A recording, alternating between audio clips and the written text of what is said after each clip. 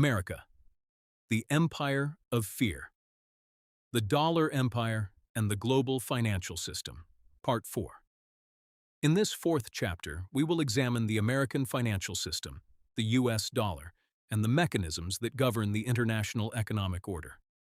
America creates enormous technological giants, but rarely sells its technology outright. It allows the world to use it. Every success story follows the same familiar script: an old garage, a young entrepreneur, and the birth of a billion-dollar corporation. According to this perspective, that story is one of the greatest myths ever sold to humanity. The reality, it argues, is that the American state identifies highly intelligent, exceptionally educated, and obedient young people, elevates them to unimaginable positions, and places them at the head of global corporations.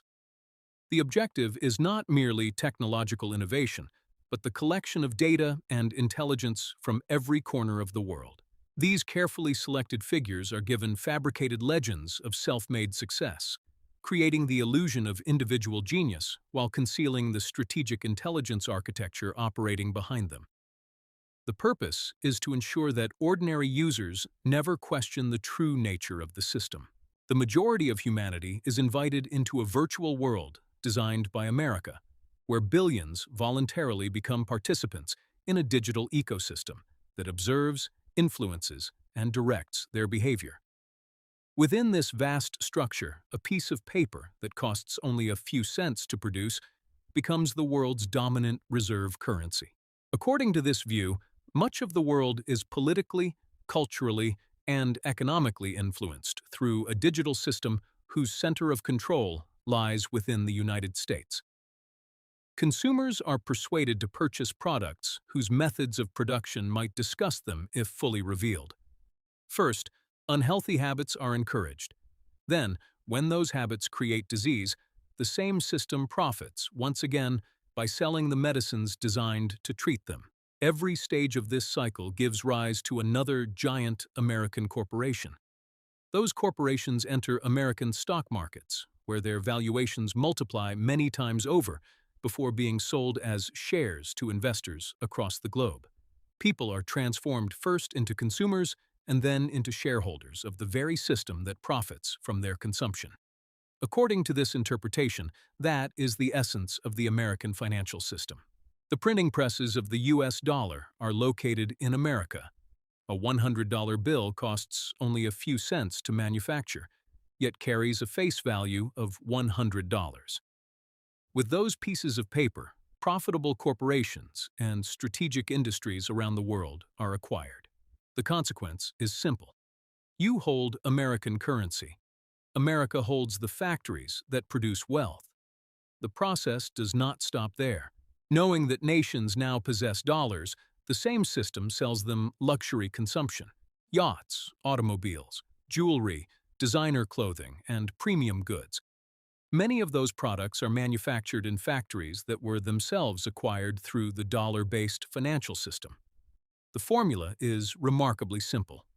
Print dollars, buy factories, sell the products of those factories back to the world in exchange for more dollars.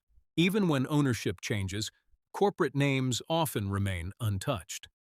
According to this view, this preserves the illusion that local populations are still supporting national companies, when, in reality, ownership has shifted elsewhere. Today, trillions of dollars circulate throughout the global economy. Only a relatively small portion exists as physical cash. The overwhelming majority exists merely as digital entries on computer systems, requiring no printing costs whatsoever. Does the U.S. dollar possess intrinsic value? No. In 1971, the dollar ceased to be backed by gold. Its value today rests upon confidence in the United States government, its economy, and the global acceptance of a fiat monetary system. According to this argument, if America were one day to declare, "The dollar no longer exists. Our new currency is called the Zolar," the trillions of dollars held across the world could instantly lose their practical meaning. The American empire extends its influence through media, intelligence networks, financial institutions, and military power. It tells developing nations, do not produce. We can sell it to you more cheaply. Domestic production declines. Dependence grows. Then come high-interest dollar loans. Those loans are used to purchase goods supplied through the same international system. Nations gradually evolve from producers into debtors and consumers. This structure is often maintained through compliant political elites. Obedience is rewarded. Resistance is punished. In many societies, religion itself becomes a political instrument. Sacred beliefs are transformed into tools for shaping fear, hope, and obedience.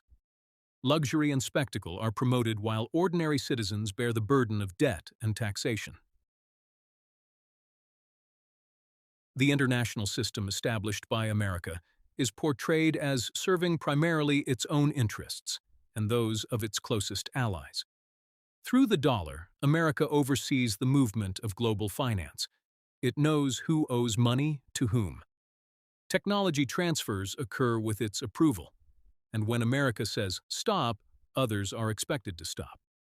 If they refuse, internal pressures, political influence, economic leverage, and hidden mechanisms begin operating until compliance is restored. In this fourth chapter, we have examined the extraordinary power of the American empire through the dominance of the dollar, the global financial system, and the movement of capital across the world. If you have followed and appreciated the first 4 chapters, the 5th chapter will explore the wars fought by America around the globe, their strategic objectives, and the political and economic interests that, according to this perspective, have benefited from them. Your author, Mario Spola, asks, what is the American empire of fear?